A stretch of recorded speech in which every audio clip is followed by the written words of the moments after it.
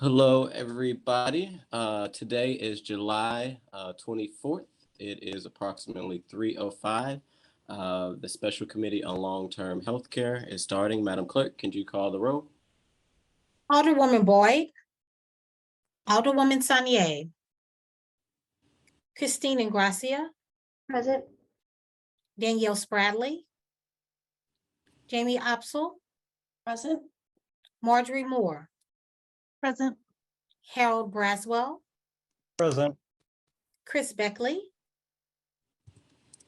Cassandra Kaufman, Present. Lavita Richardson, Cindy Jackson, Kevin Anthony, Andrew Lackey, Present. Anthony Laura- is present. Laura Barrett,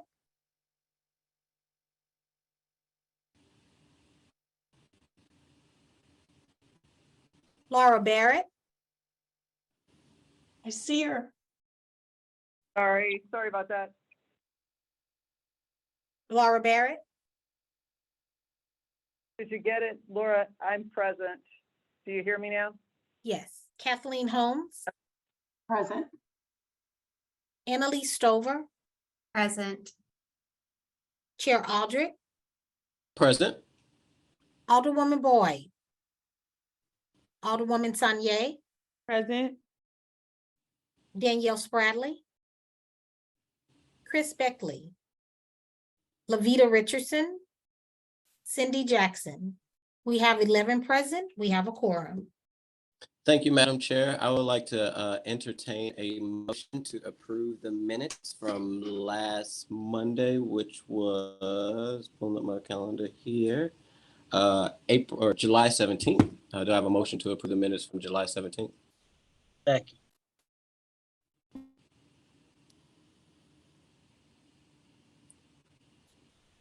Did you get that, Madam Clerk? No, I did not.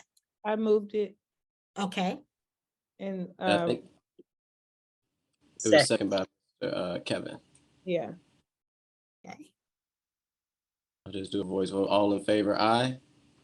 I, Aye. Any opposed?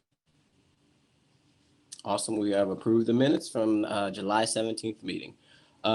Thank you all for joining today. And again, I just want to continue to express my gratitude for all the members that have continued to be part of this committee that was set up last session. A lot of work was done at the helms of Alderwoman Ingracia and other committee chairs, but also all the people on this committee. So thank you all for your leadership and continued commitment to this committee.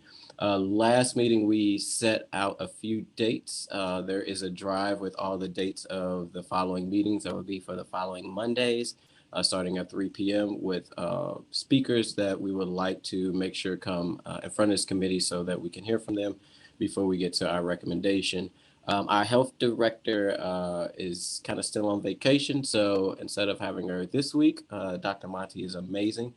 We are joined by our building commissioner, Frank Oswald, which we'll hear from today, as well as Mr. Lenny Johnson from SEIU Healthcare. There has been several requests for a few more speakers to come in front of us, which I think will be beneficial before we get to the recommendation part. So after we hear from the speakers, I'll have a little discussion with everyone about potentially adding one more meeting so that we can squeeze in just a few more speakers. But to be respectful of everyone's time, I'm going to turn it over to Mr. Frank Oswald first with our building division to talk about his department and potentially the role that they can play in the long-term healthcare facilities here in the city of St. Louis. And Madam Clerk, since Mr. Oswald works for the city, I don't need to swear him in, correct? He's fine. You don't. Okay. Okay. Thanks for doing this, everybody. I just wanted to take a couple of minutes just to kind of tell you guys what we do as far as any of the long-term healthcare places. It really falls into the daycares as well, and a number of the institutional things that we maintain on an annual basis. I have my executive assistant, Tamika Blue, who's here with me as well, because she takes care of a lot of that. And just so everybody knows, I also have Dylan Mosier here, who's our deputy. Basically, you know, what the general parameter of what the building division does is always revolves around public safety. All of our uses that are considered institutional have a 1-year license essentially. And that 1-year license has to be renewed annually. That renewal requires a inspection. Is there a fee on that as well? No, there's no fee. There's no fee. So, you know, part of the problem sometimes is that people don't respond in a timely manner to those requests that we send out for reinspection. That may be because they're lazy, and sometimes it's because there's issues there. Right. What we're really looking for is those public safety issues. We want to make sure that you have smoke alarms where you're supposed to have smoke. You have, you know, the proper handrails. You don't have trip hazards. You don't have exit doors blocked. All of those type of code issues is what's really important from our perspective on that type of use group and classification. You know, our partners over at the health department are really the ones who maintain the issue of cleanliness. Obviously, if we see something really terrible, our inspectors, for the most part, are going to, you know, point it out and say something to them. Generally, we have just one group, which is usually 1 or 2 people who do most of those inspections. And that way we try to get to know and, you know, get a relationship with the provider of that. You know, we do everything from the smaller facilities that are basically a single family house that's been converted to, you know, a couple of units to, you know, the larger ones that are scattered around the city here and there, as well as, you know, some of the rehab facilities and stuff like that. All of that. Yep. Yeah. Yes. So generally, that's pretty much our involvement with that. You know, I can talk a little about the daycare stuff if you want, but I think you want to just focus on the long-term healthcare. Is that right? Okay. Okay. All right. So at this point, why don't I just open it up? If anybody has any questions on what we do or how we do it, I'm happy to entertain those. Thank you, Mr. Commissioner. Do any members of the committee have questions? If you do, just raise your hand and I'll make sure I can call on you.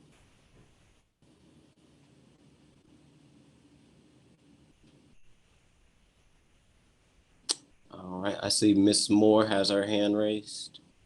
You may proceed, Ms. Moore.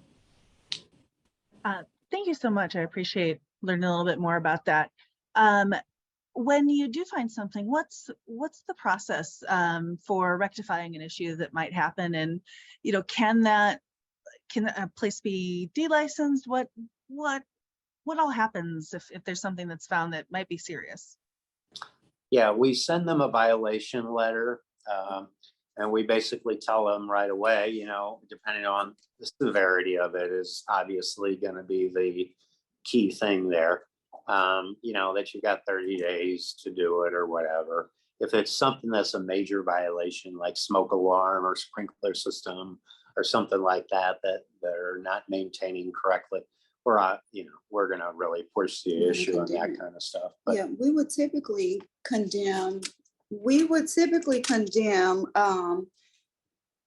long-term care facility if they do not have like the fire sprinkler, fire alarm, things like that.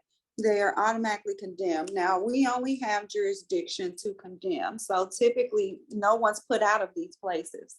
They're still there, and that's up to the state, because we do notify the state if that is an issue. So the state is on them to go ahead to pressure them to get what they need to get done so they can get their updated not licenses, but certificates from the city of St. Louis. So We have closed some. we I have think, closed yes, some, definitely, yes. Because they just don't comply. They don't comply. Yeah.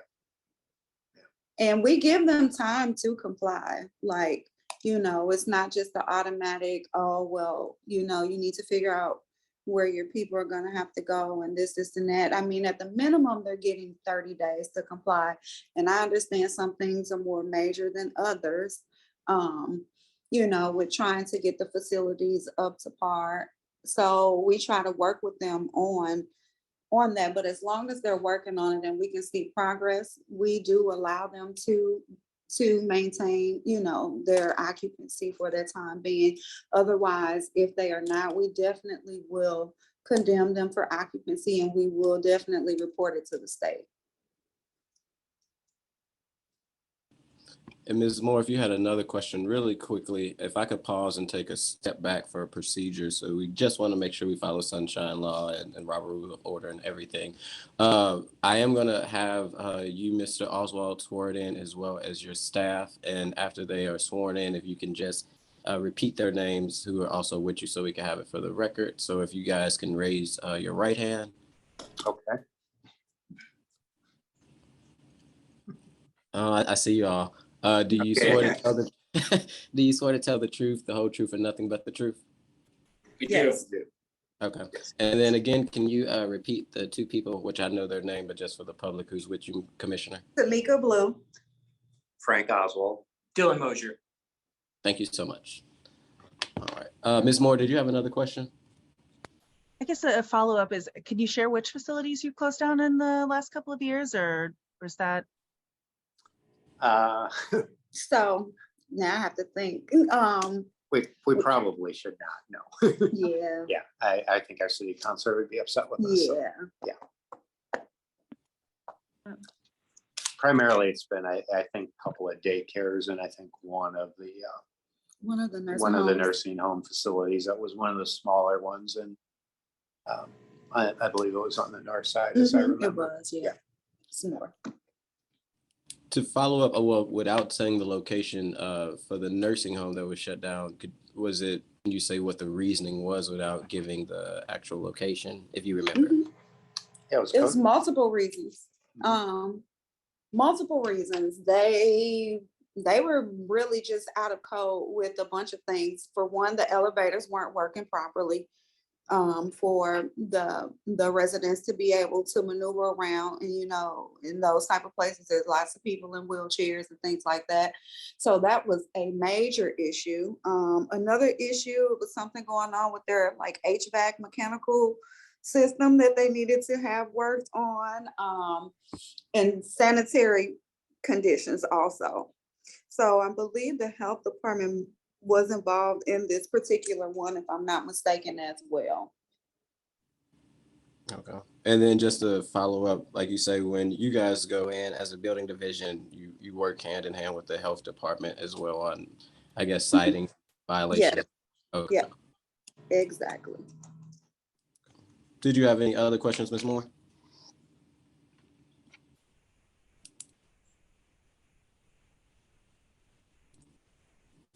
Take that as a no. All right. Miss Laura, you have the floor. Okay.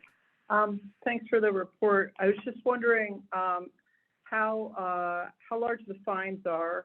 Thanks for the information about that particular facility. I was also wondering if you have been to and are working with the health department on Hillside Nursing Home, which is up on McLaren. I think it's 1265 McLaren. There are bed bugs there, as well as multiple problems with the physical structure, including holes, mold, etc.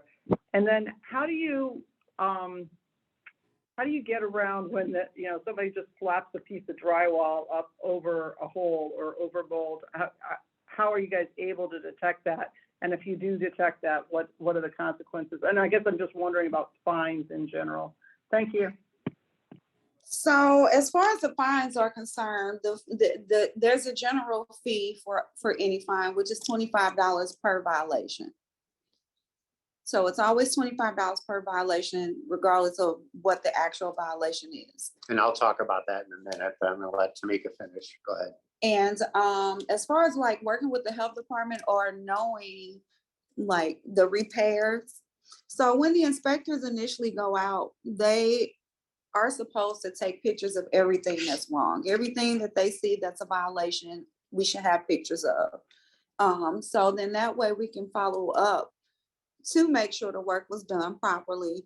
Now, the inspectors are the ones that are typically involved with like the health department or keep in contact with the health department on those issues. So I don't really have the details on that per se, but there is always a follow-up done, and the inspector should always do a final inspection of any property before the occupancy or before the condemnation or whatever is lifted from that property. And just to go into a little more, on any kind of commercial property like that, the state of Missouri requires that you have a licensed design professional, which could be an engineer or an architect, anybody who can seal a set of plans for pretty much any type of work. Now you fall into that maintenance category, and I'll be honest with you, a good provider that you don't have problems with, you're not going to get too concerned about it if they, are doing a little something extra, so to speak. If it's a real problematic provider and, we're going to hold them by the book there. And if you're going to start trying to slap drywall up, technically you need a permit and you need a design professional for that permit. So, we've got methods that we try to utilize within the law to get us where we all know where we need to be as far as clean, safe, habitable environments for, folks. And as far as the fine stuff goes, our hands are kind of tied on a lot of that. The city of St. Louis does have an ordinance that says you can't fine somebody more than $500. In order to fine somebody, you have to go to court. If we send somebody to court, it can take 3 to 6 months for that case to actually get docketed and get, in front of a judge. It all depends on judges' dockets and this and that. And I'll be honest with everybody, environmental housing court is not a great mechanism to get code compliance.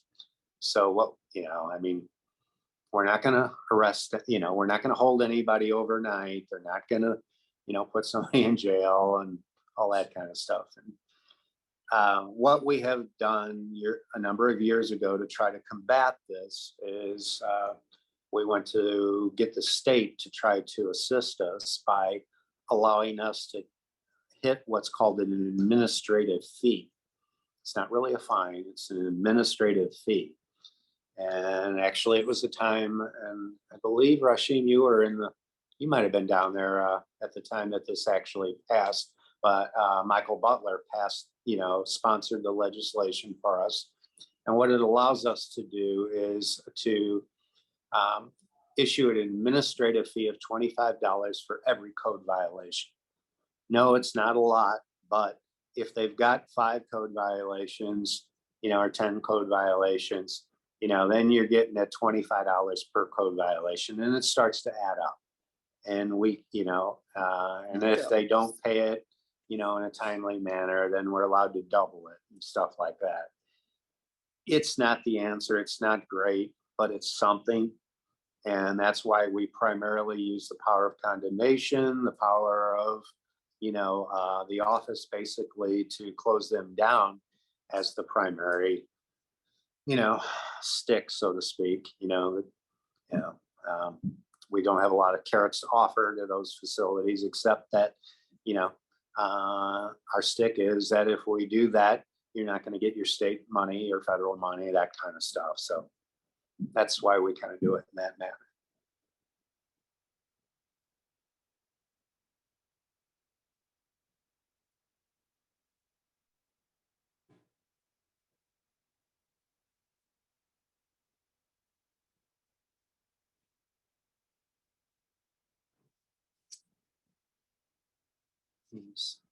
Who was you talking to? You're muted, Marcia. I'm You're muted.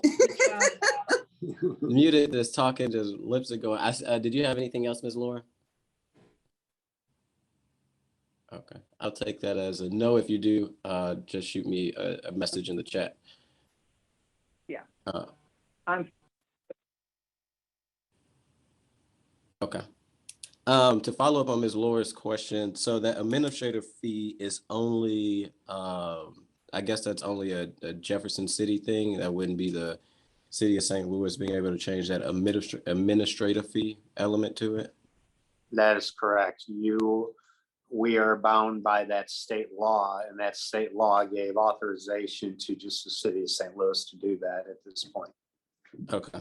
And even when those administrative fees add up, then is that also the same process of just trying to get them through court? So that's why you use like the condemnation and other. No, actually what we do is, after they compile up to $500, then we get the city councilor's office to go ahead and go after them through through their processes. And they can ultimately put it on the property tax as well. So it's like I say, it evolves into something. It's just the immediacy of, the attention to some of these issues is more urgent than taking 8 or 9 months to get this whole thing done, sometimes longer than that. So that's why we resort to condemnation a lot of times. Gotcha.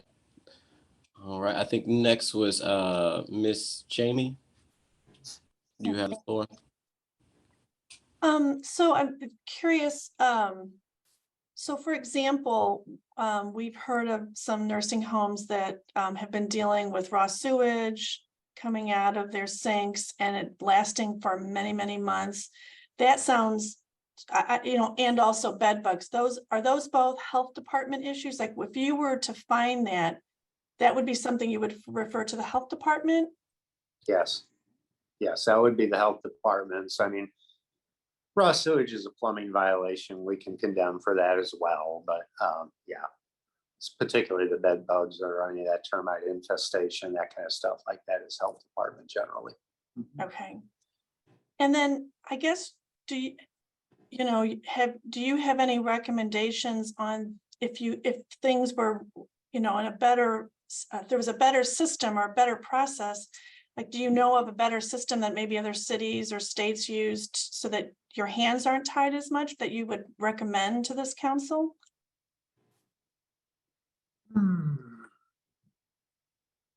I need some time to think about that, to be honest with you. There's probably some updates we need to do to, our legislation across some of the institutional uses. But I really need, I think pretty much everybody I talk to across the country has some sort of issues with these type of things from time to time. The key thing as I see it is the ability to use power of condemnation and to, cut them off financially. The real difficulty of it always is if you have to resort to that, you don't want the residents to suffer.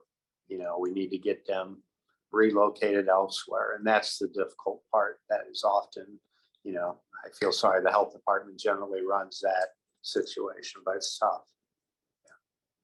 Thank you. Mm-hmm. Thank you, Ms. Jamie. Mr. Kevin? Thank you.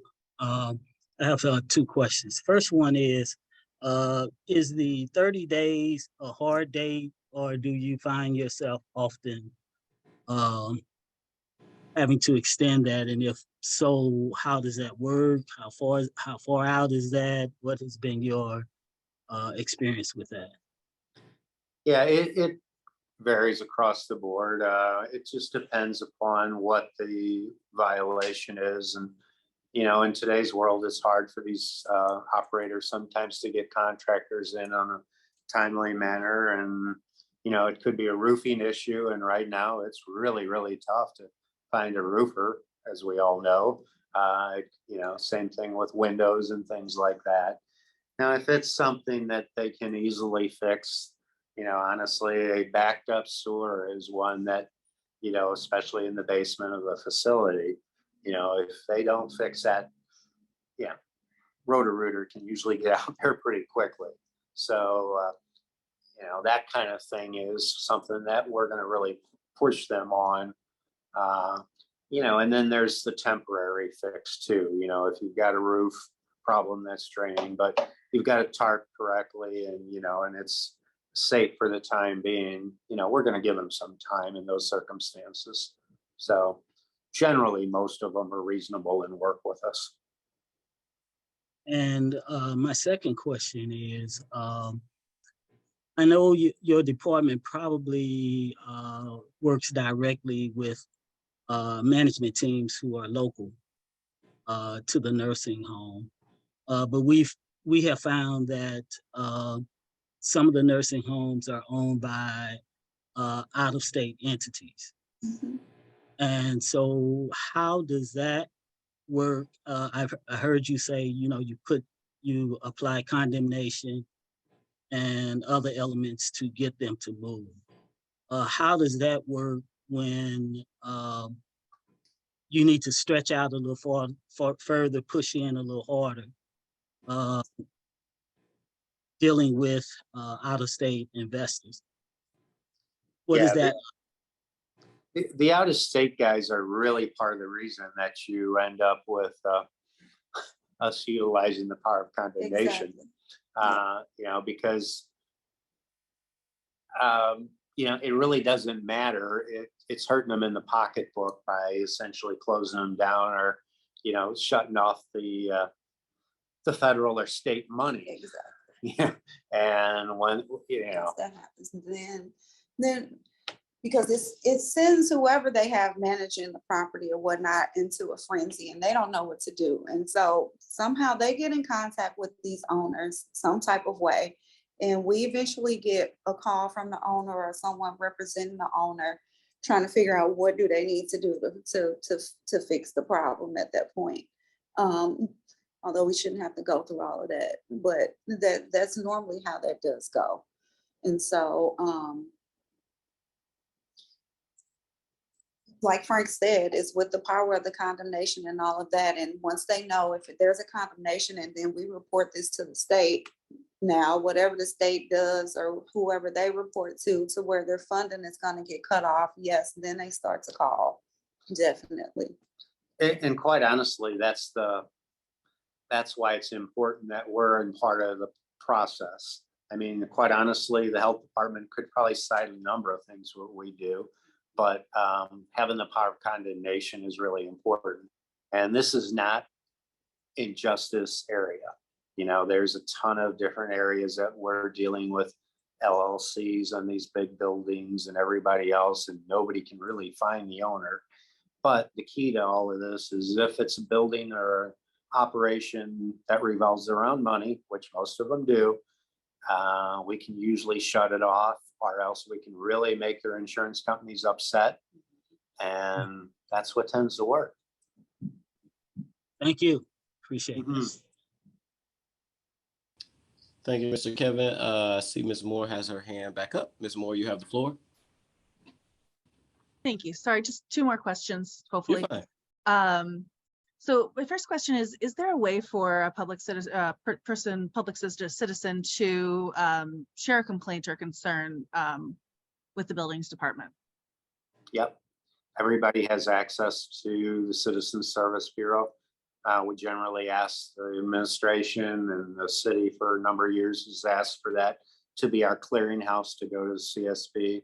That automatically is put into the system, electronically sent over to Tamika, and we can basically dispatch an inspector out there the same day if necessary. So we get quite a few complaints on nursing homes. We do. Mhm. Yep.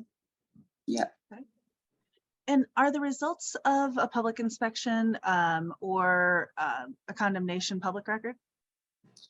Technically, yes. Technically, yes. You have to I believe the city councilor requires us to have a request by address and all that type of stuff of it. Okay. And then we can provide, you know, anything that government does is essentially a public document, unless it's between a city councilor and then it's protected. Annalise needs the number to CSB. Does anybody have the number? I have the number, Annalise. Yep, someone just actually put it in the chat. Someone put it in there, okay. Just since we are live, Okay. you can see the public number to CSB, which is a Citizen Service Bureau. If there's issues, potholes, buildings that are condemned, and certain departments get it, that number is 314-622-4800. Another good outlet is when you want to make complaints to different departments, is also using Twitter, and their Twitter page is STLCSB. And again, that number is 314-622-4800. Ms. Moore, did you have more to your question? Nope, that's all. Thank you so much. No problem, anytime. Looks like Ms. Laura, you have your hand up.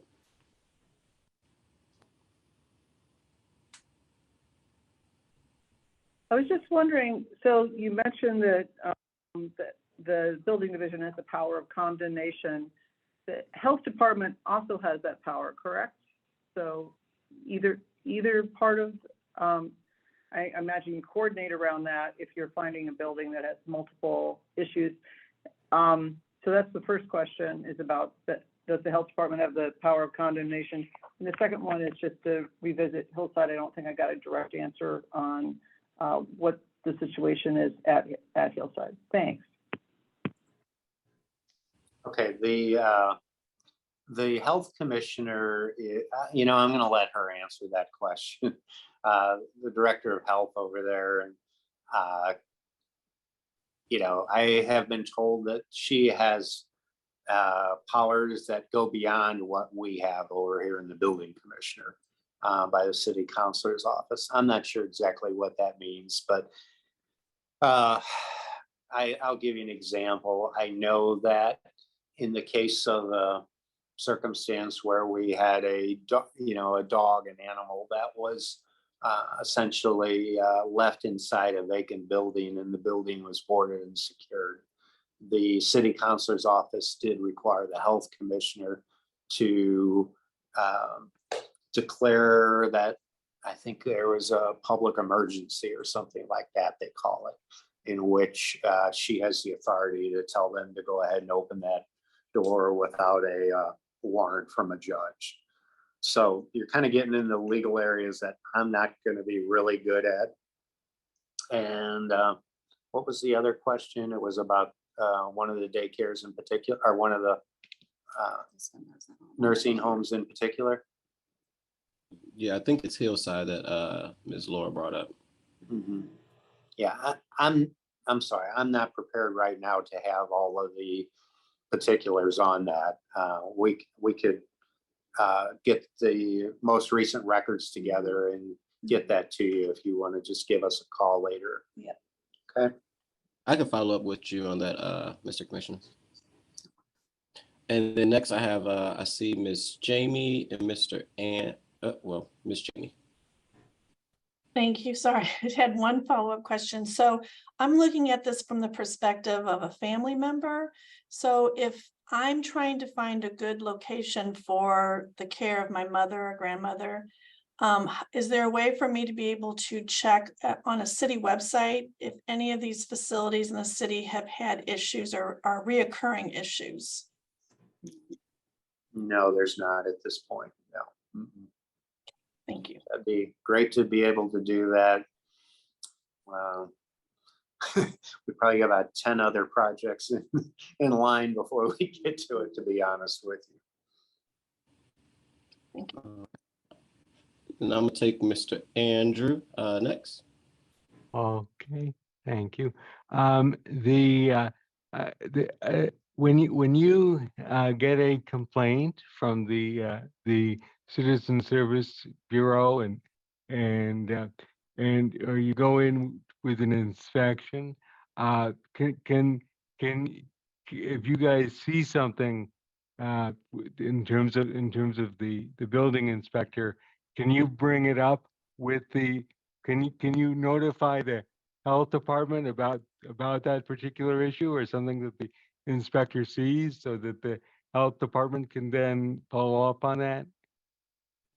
So if it is actually a request that's done through Citizen Service Bureau, the inspector should actually go back in and update that information to where the health department or whoever is dispatched next can read whatever the notes are there left from the inspector. So if it is a case where it has to be directed to the health department, once the inspector goes out, he should forward that request to the health department. And then in that case, the health department should be able to see whatever it was that he found at that particular location. Now, if it's just a regular inspection, it's not gonna show anywhere. So they would basically have to call us because it's in STL city permits at that point under like an inspection report. And so the health department wouldn't necessarily see that unless they're one of the health department workers that have access to STL city permits. Okay. So, I mean, could it be a potential policy? I mean, could there be a potential policy where if an inspector sees that sort of there's kind of an automatic communication between, you know, that they see an issue and that they can forward something to the health department independently, or does it have to go through to the health department sort of with an additional step? Yeah, from as far as I know, it would typically have to go through CSB. Unless they have someone that they're personally in contact with or something like that, it's going to typically go through CSB. Thank you. Here. And to just follow up on Mr. Andrew, and then we're going to take one more question. I see Miss Annalise has her hand up. So if it's a building division situation where like just it's not a health concern, what you're saying is it would just be under CSB under your department. But if there is some type of health concerns with it, if it's bed bugs or I guess the running of the water is through the building division. But if there's health department issues and concerns that they also need to follow up, the way that you guys do it during CSB is you document, make notes, and then send it off to the health department, correct? That's correct. Okay. Miss Annalise? I just wanted to bring up the Department of Health and Senior Services also sometimes goes out to check nursing homes. So I was wondering if you ever collaborate with them. I think that they report findings and issues to the CMS website, Nursing Home Compare. And so that's one way that family members can pull up nursing homes to see about issues that are occurring. So I just wanted to mention that there are other websites, although it would be nice if the city had something specific to city locations, and see if you guys are partnering with Department of Health and Senior Services. Yeah, we do partner with our Department of Health. Are you meaning at the state level or our local level? I'm meaning at the state level. So the state, especially if clients are, their stay is being paid for through Medicaid, then the state will go in to look at the licensure and to do inspections. Yeah, we've had a number of cases where it comes down to that, where the state basically has had to step in and said, you know, we're cutting off the funds because of what you're doing. Yes. And thank you for that comment regarding the, you know, the places that go ahead and classify kind of the better nursing homes or say, you know, we always fall into a little bit of a trap in government because we're not allowed to, you know, recommend anything aside, you know. So it's best if we don't have that, you know, kind of book, so to speak. I also just wanted to mention, I know that the committee members are aware of it, but Voice is our long-term care ombudsman. So they have lists of nursing homes And if people are wanting information about nursing homes in the city or the county, they would be able to access those lists through voice at no charge. Yeah, that's great. Honestly, it's just like people always want us to recommend somebody to build their deck or to add a room addition. You know, it's really not government's place to advocate for one company or another. And that's why we really, only thing we can do is provide information based upon a request, you know, of what that particular facility has on record. You know, and sometimes that's not that helpful. Yeah, I just know it's really challenging to find a facility, a long-term care facility in the city that is well maintained with adequate staffing and where people are safe and well cared for. So it's kind of the goal of the committee is to try to move in that direction. Agreed. Absolutely. All right, not seeing any other questions. Thank you, Mr. Commissioner, and your team for coming in front of us and answering our questions today. It's been a pleasure. Thank you. I'm sure Bye we'll now. be, oh, well, I got one quick one. I'm sure that Alderman Tonye.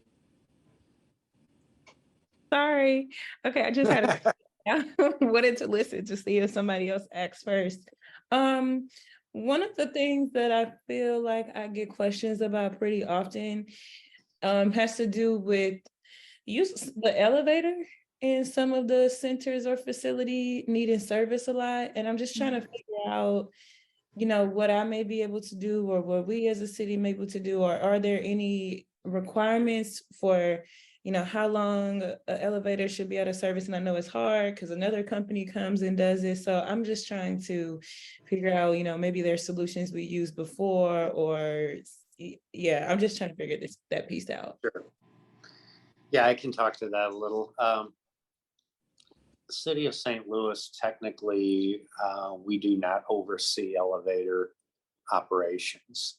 It's the state fire marshal's office who oversees those operations. You know, in an ideal world, at one time, elevators were under the city, under our mechanical section, and we had a much more immediate result in response to it. That was probably 25 years ago that we sent it back to the state. It was primarily because of funding issues. Even if we fix the funding right now, I probably would have a heck of a time finding elevator inspectors. Those guys make really good money and well beyond what we pay our employees. And the only thing I legally can do, or my team can legally do, is to cite them for it not working. If it's there, it must work. And you have to have one of them. If you have more than one, only one of them has to run. So it really is kind of depressing because, you know, you hate for people to have to wait 9 minutes for an elevator, but it is what it is. So. Thank you. Yes, ma'am. Thank you, Alderwoman, and thank you, Mr. Commissioner. Again, thank you for coming in front of us and talking with us, you and your team. I think it would be helpful as we move forward. If we have any further questions, I will make sure I send them your way so that we can get those answered. But thank you so much for coming today. All right, thank you. Bye, everybody. Thanks, folks. And before we move on to our next speaker, just since it's in the chat, want to make sure the public is aware, as we talked about those facilities where you can kind of check and see if they are Good Places Voices does have their resource guide. You can go to their website, which is voycestl.org, or you also can give them a call at 314-919-2403. Thank you, Ms. Moore, for putting that in the chat. All right, Mr. Lenny, are you ready to dive right in? Yeah, I'll swear you in before you Okay. jump in. Can you raise your right hand? You swear to tell the truth, the whole truth, and nothing but the truth? I do.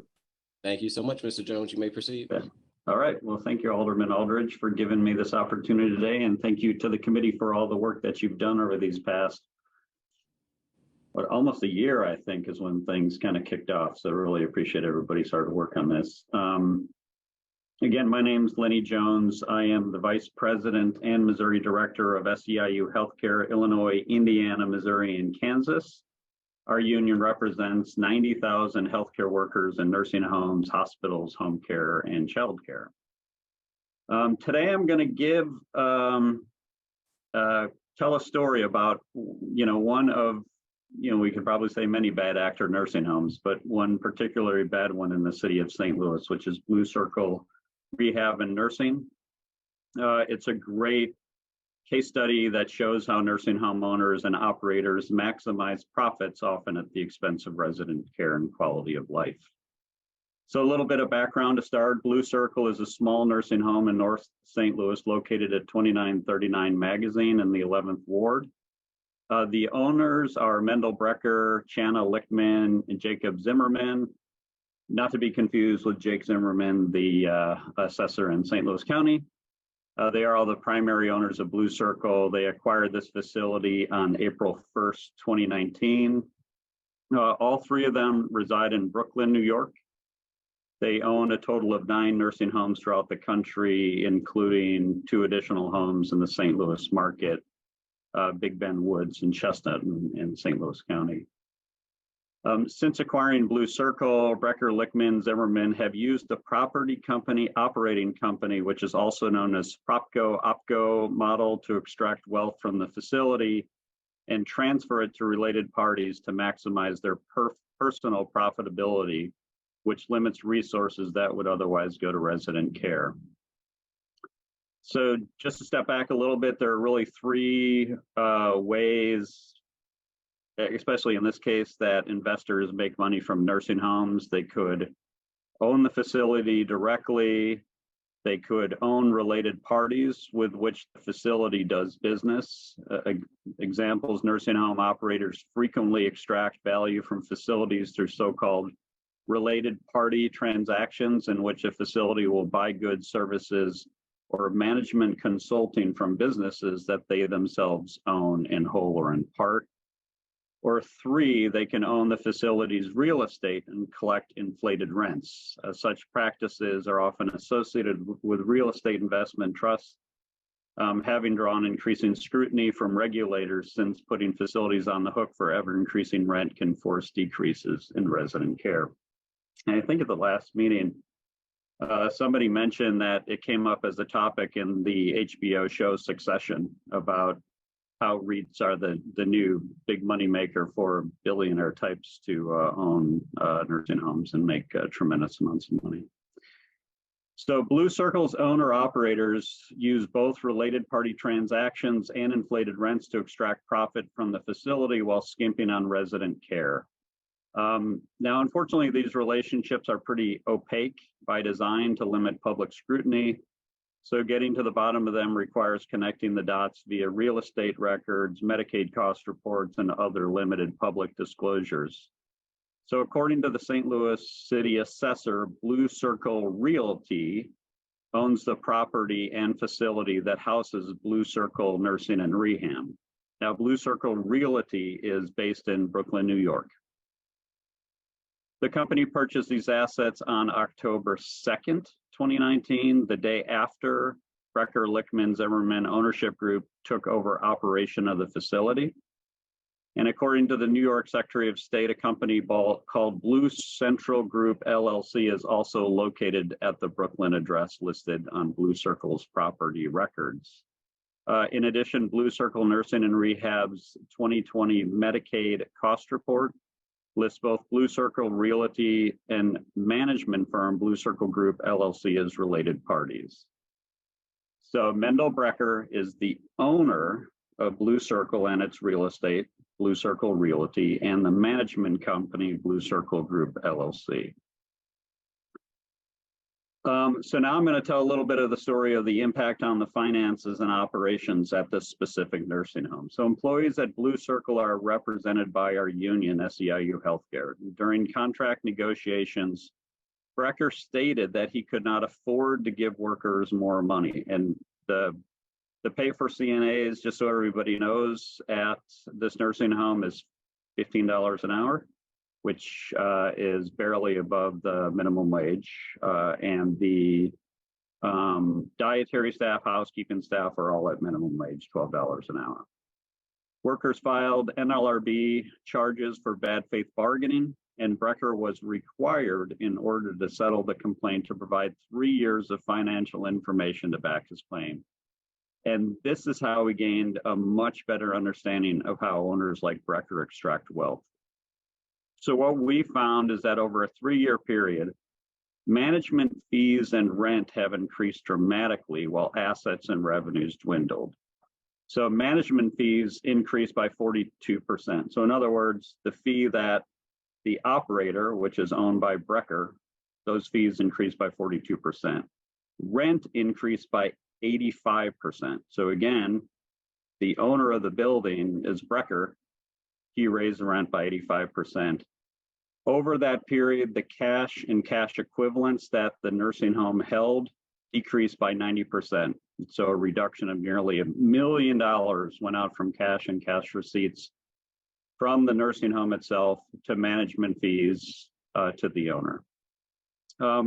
Really want to lift up and remind everybody what we're talking about here. We're talking about a small nursing home in a primarily Black nursing home, Black neighborhood in North St. Louis. And much of that money went to the property owner and the management company. And again, both of those are owned by Mendel Brecker, who was in Brooklyn, New York. We also learned that the largest contract, really the thing that keeps that nursing home up and running, is a contract with the Veterans Administration. And we have to wonder why we are sending veterans to a facility like this one. So now let's talk about the impact on resident care.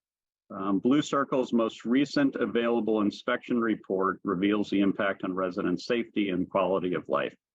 So CMS inspected Blue Circle on October 30th, 2020. This is 2.5 years ago. We haven't gotten a more updated CMS inspection report since then. But at that time, they found 31 deficiencies, many of them related to dignity and quality of life. Inspectors witnessed residents forced to sit in their own waste and waste hours to receive necessary assistance getting out of bed. Inspectors also found that, quote, the facility failed to ensure appropriate care and services to residents to prevent the development of pressure ulcers and treat those residents with pressure ulcers, end quote, causing residents needless pain and discomfort and risking hospitalization. And CMS concluded that short staffing was to blame. According to the inspection report, quote, the facility failed to ensure adequate staffing numbers to provide consistent resident care for activities of daily living and restorative therapy, which had the potential to affect all residents residing in the facility, end quote. And the director of nursing confessed to CMS that, quote, the amount of staff they can schedule is set by the corporation and does not always take into account the acuity level of each resident, end quote.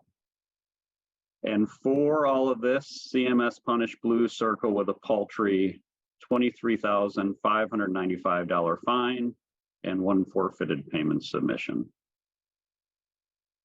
And it's, you know, from this story of one small nursing home, it's clear that the regulatory and enforcement regime for nursing homes is broken. I mean, we heard already from, you know, the building department how limited they are in being able to take action against these types of nursing homeowners for code infractions.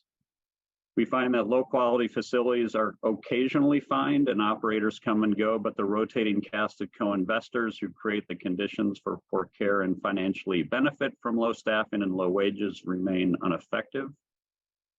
And just feel that regulators and policymakers must step in to hold the real owners of St. Louis nursing homes accountable and block further expansion by consistently irresponsible operators like those now operating Blue Circle.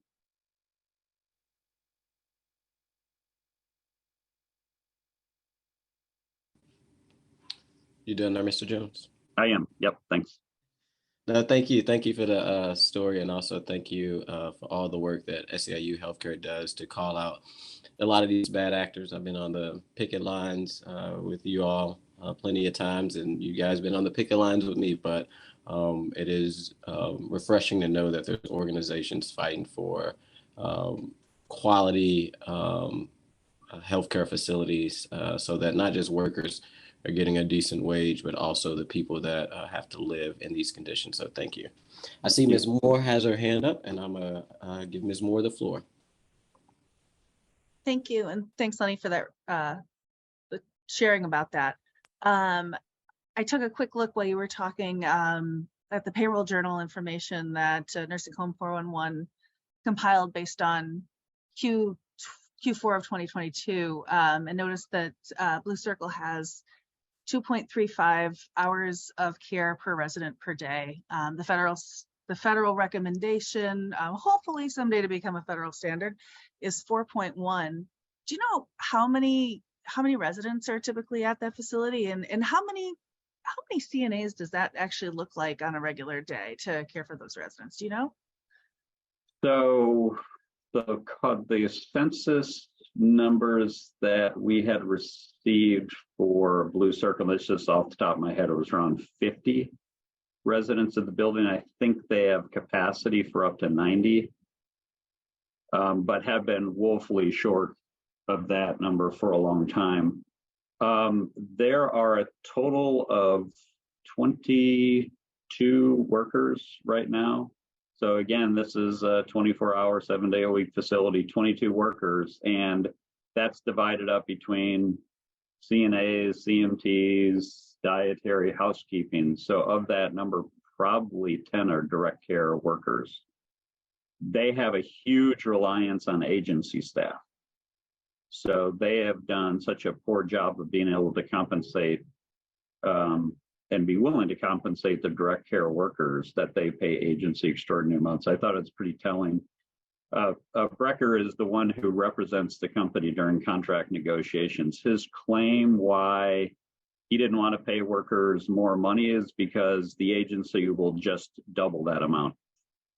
So it's the logic of you can't raise the pay of your workers because therefore the agencies are going to just ask for more money. It's just a bizarre. It's a different reality for him. And can you tell us a little bit about the type of residents that live in this facility? Is this mostly older adults? Is this often people with disabilities? I know you mentioned veterans. Like who lives there? It's trending much younger. So I think that's one of the stories that this committee has started to kind of draw upon, is just showcasing how it's more younger residents with behavioral issues. So what was traditionally, back when it was operated as Garrison Care Center, it was majority elderly population, and now it's not so much, and a lot more, as you said, the VA, patients coming through for rehab. Thank you. That's all the questions I have. Thank you, Ms. Moore. Do any other committee members have any questions? I see I see a couple coming in. We're going to start Mr. Howard. Yeah, so, well, that was great and terrible, by the way. But I guess, so just on the point you ended on, like, yeah, I hope we too can figure out ways to restrain, at the very least, sort of would seem like very nefarious out-of-state actors. Do you have any ideas about that? Maybe stuff that you've seen in other places, things that the city, specifically the city, I mean, we could talk about the state and federally, could do better. It's interesting. I don't have direct policy advice, and this is all something that we're trying to figure out, and we're in communication, with other SEIU locals throughout the country who are having these same issues. But I do know political pressure does work. There was a rumor that back, I think it was last fall, Laura, you can correct me if I'm wrong, but there was a rumor that the Blue Circle owners were going to be buying up Northview Village and Grand Manor, which are two very large nursing homes in the city. And it was from elected officials such as, you know, Alderman. Well, at that time, you weren't Alderman, you were just Representative Aldridge. But Megan Green came out. I believe that Alderwoman Ingracia was there as well, but it was just a public call out, like, if this is happening, if these nursing homes are going to get sold, they've got to be sold to like upstanding owners, right? We just got to do whatever we can do to keep, you know, especially these out of state, LLCs and ownership groups coming in and buying up nursing homes. Obviously, there's something going on. I don't know if the real estate, well, we know the real estate is cheap in St. Louis compared to other parts of the country. We were dealing with Luxor for a while, still have them on our radar screen to kind of watch out for, but it's just like, there's just, some ways I think it's like insidious ownership groups are just kind of coming and looking for opportunities, and we just have to figure out whatever means we have to stop them. If it's just making the public aware, political pressure, obviously having some kind of policy ways that we can impact, policy in the city of St. Louis to keep it from happening. That's what we're just trying to figure out.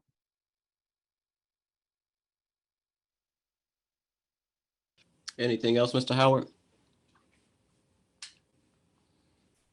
All right, and I see Ms. Annalisa had put in the chat that her question was very similar to Mr. Howard, just best practices from other states. I know this committee and this board stands ready to bring any city ordinance, if it's within our building division, health division, or wherever it is, to outside of the work that this committee come up with to pass the legislation to make, to hold these actors more accountable. So as we continue to have these meetings, Mr. Jones, it feels weird saying Mr. Jones. I just know you by Lenny. But Mr. Jones, if you do get best practices or just some of the other stuff that other states are doing, please, I'm sure you'll keep us up to date, as well as Ms. Laura. So if there's no other questions, thank you for your time. Thank you. All right. Next on the agenda, so I wanted to just quickly talk about, and this is an open discussion. If anyone, please raise your hand if you want to add to it. Outside of the speakers, I know next week we have the health department coming, and I don't have it pulled up in front of me, but also as well as Mr.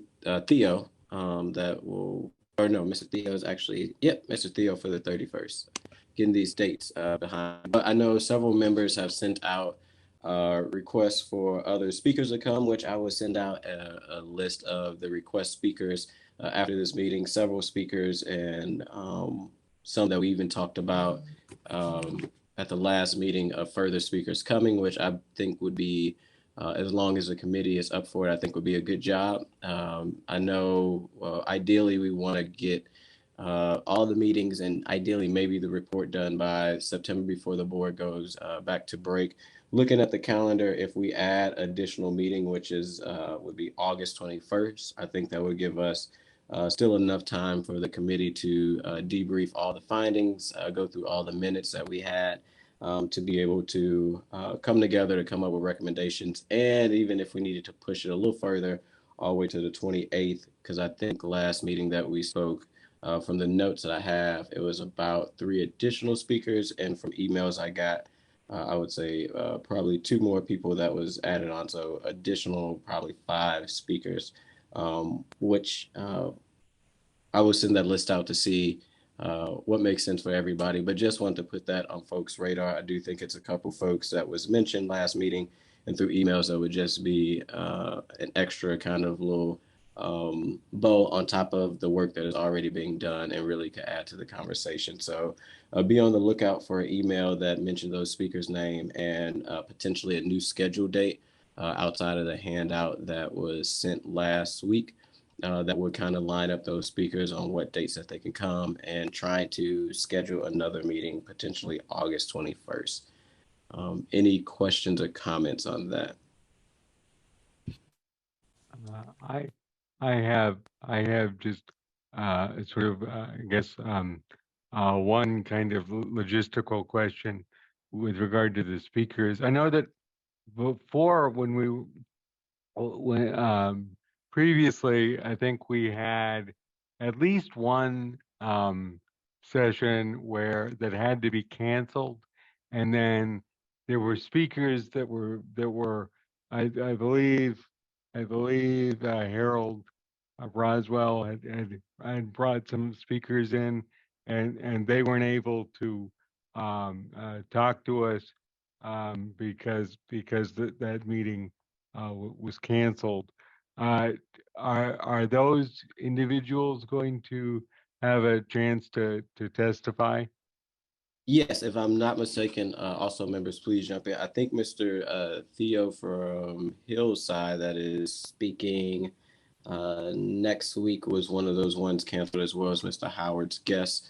That was on the handout or the piece of paper that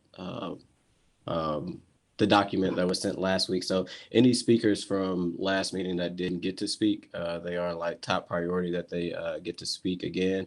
If we can even squeeze in probably doing 3 speakers meeting to make sure we squeeze them all in. But that is my goal, to ensure that all individuals that didn't speak during the last session get to speak this go around, on top of potentially 2 or 3 more people.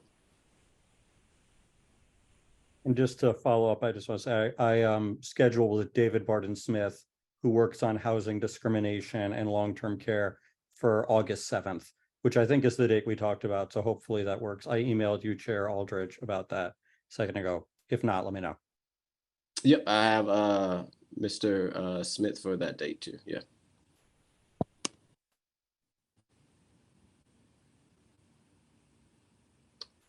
So just keep on your radar. I'm not proposing it yet. I will kind of combine the schedule to see if we can even do 3 speakers.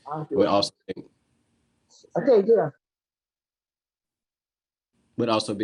trying to be cognizant of everybody's time, trying to keep it about an hour and a half. But just keep on your radar potentially the August 21st date. Like I say, I'm gonna add all the new speakers to the list and look at where we are to see if August 21st, if we need that date, and then if we need to go beyond that date to the 28th. But I think we can squeeze them all in by the 21st. All right, seeing no other questions or comments. Last chance. I do have one comment, I'm sorry. Go ahead, Ms. Jamie.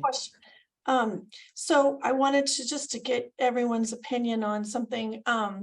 When Marjorie and I had called her because she's, knows, I was trying to get more information on the process for hotlining and so forth. And we were looking at the final report outline, which we really appreciate Laura putting together. And we were both thinking, what you all thought of putting under a problem/issues identified, raising to the number 1 issue is the impact on people's health and welfare and quality of life. Like just having a whole section talking about what Mr. Jones was just talking about. I mean, people that are they're in their own feces, there's no clean water, there's bed bugs, people being over medicated. I'm wondering if we should have that as its own, impact on residents' health and welfare as the number 1 issue identified. Be curious to see what others think. I would agree with that, just in the sense of keeping the residents as the focal point. I think that makes sense. And I haven't had a chance to dive into it, but perhaps offering some next steps if people have concerns about a nursing home, like how to report a nursing home. I appreciate Jamie, you identifying that, but it seems to me that figuring out a way to get these out-of-town investors, making them accountable. I don't know what that looks like, but that seems to me to be or it weighs heavy in my mind on a top issue. Because of their leadership determines what happens below. And so it just seems to me that should be a really top focal point that we should give attention. I see some hands popping up. I'm gonna go to Alderwoman Sonia. Yeah, I think I agree. I think that both of those things, talking about the impact and the wellness, so that people who are not in facilities every day and don't necessarily deal with family members in that space every day, are able to understand why it's important that we're having these conversations. And then I think to the previous speaker's points, I think there's a lot of things that we're working on right now, legislatively wise, to figure out how we can go about, I think in our entire city, whether it is a long-term healthcare facility, whether it's a rental property, whether it's a short-term regulation type of facility, we're running into the same issues with these out-of-town owners. So I know we're in the process right now of working on some legislation and trying to figure out some processes and things that we can do.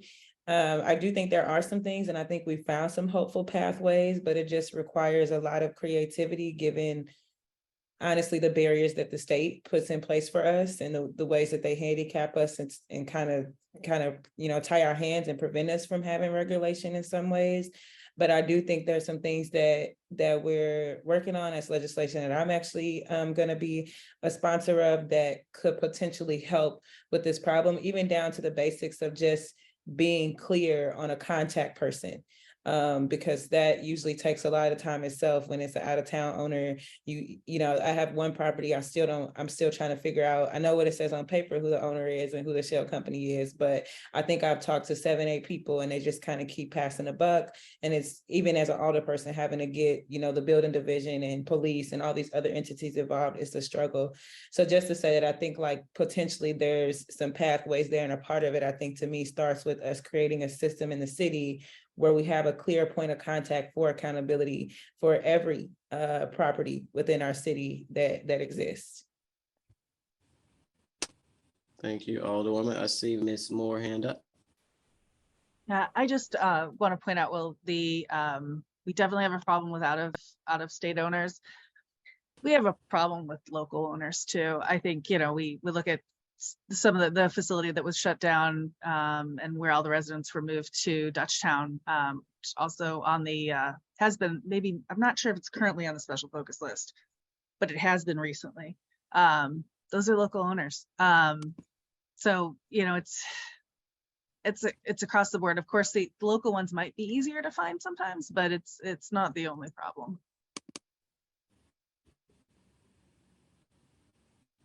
Yeah, and I will jump in and say I appreciate you, Miss Jamie, for bringing that up. Even though we're a little ways till we get to the report, it's good to start to think about it. In my head, as I'm new to it, the way that I looked at a way that it can be laid out is similar as a former member of the Ferguson Commission, similar to how the Ferguson Commission really did their report. I really like that element of highlighting a human side of it, even if there's no policy, really putting the issue out there of like, this is what's going on in these facilities. After all the meetings, we've talked to, whoever and figured out like, these are some big major things that are going on in these long-term healthcare facilities post-COVID and still going on. I think bringing the urgency, especially even particularly bringing human stories to it. I know we all know people that even work in these facilities to be able to get their lived experience. And then, at some point in the report, kind of following up with, and Laura had kind of broken down solutions maybe that we can do from the city and pass policy. Because like I said, I know this board is, we're ready to go on to address a lot of big issues and hard issues that, I would say previous boards before me haven't, as well as, figuring out what things we can push onto the state level, understanding that, state trumps local. A lot of the things like even Commissioner Oswald talked about the state legislation that Butler passed, only can be done on the state level. So what is there that we can do on the state level as some of our colleagues in January will be going back to session, I think this could be a good tool that they can look at to potentially use to draft legislation to change a lot of these long-term healthcare facilities on the state level, as well as even on the federal level. As we have, at least in the city, we have an ally, I would say, with Congresswoman Cori Bush, to be able to see if there's any, even if it's just a few recommendations on the federal level. But I really do like the idea of not just doing a typical report of breakdown and, some charts, which I think charts are going to be helpful. I see Laura put that, but really putting some human element to it and urgency around something needs to happen today, and getting those lit experience from people. So whatever that framework looks like, and that document is always a working document. Even the speakers list is a working document. This is our committee to figure out how we move forward with it. But I do agree that with Ms. Jamie, but also agree with Mr. Kevin. I also agree with Ms. Moore, like you say, these owners outstate, but we got ones right in our backyard that we also need to hold accountable. So that was just my 2 cents for everything. And Rasheen, if I could jump in, I would say I really agree with everything that folks have said, and like making people the focus of this report, the issues that residents have, and just, the terrible deficiencies that Lenny cited earlier is just heartbreaking, right? And we've got to make sure that we're centering the report on the humor and suffering that's taking place, with some stories from residents, some stories from workers that really lift this stuff up in a really helpful way. I thought actually the case story of Blue Circle that Lenny laid out was really helpful. It confirmed a lot of the stuff that we had heard from the professor at Cornell, Mark Unruh, and others. So it was really helpful way to kind of take these national trends that we've heard about and really break it down to, here's what's going on at this one little nursing home that's right behind Vashon High School. I mean, it's just it really made it real in terms of what these national trends are. But I think we do need to really have, as you said, Rasheen, the Alderman Aldridge, we need to have the different levels of policy recommendations. So city, county, state, and federal all need to be in there, and making sure that we can push for those on all levels with all of the wonderful allies that we have with Cori Bush and others. Appreciate your comments. Anyone else? I just want to piggyback on the conversation Ms. Jamie started. If not seeing any, I will move to announcements. Do any members of the committee have any announcements? The only announcement I have as a chair is this week, like I say, I will try to compile a new kind of list of speakers to lay out for the following meetings that they will be speaking, to see if some of those meetings, as I play around with it, if we need to squeeze 3 people into one. As today meeting, we went about an hour and a half. I'm sure we can keep those 3 speakers about to the same. So, and outside of that announcement, I will continue to say over and over, I really do. And such an honor to be part of this committee, and appreciate each member on this committee for all the hard work that we're embarking on and have embarked on last session. This is a first of the Board of Aldermen. So this is, I think, a really big milestone, and I'm just honored to be part of it, working with everybody. So if no other announcements, any announcements? No other announcements, I would request to the clerk to excuse all members who is not present today, including panelists and alder people. Noted. Awesome. And I think the last thing is to adjourn. Do I have a motion to adjourn? Motion to adjourn. Is there a second? Second. All right. Who was that? Who was that the second can see or hear? Anthony, Kevin. Okay, thank you. With a motion and a second on the floor, all in favor, aye. Aye. Any opposed? Meeting adjourned. Thank you all. Have a great day and see you next week. Thank you.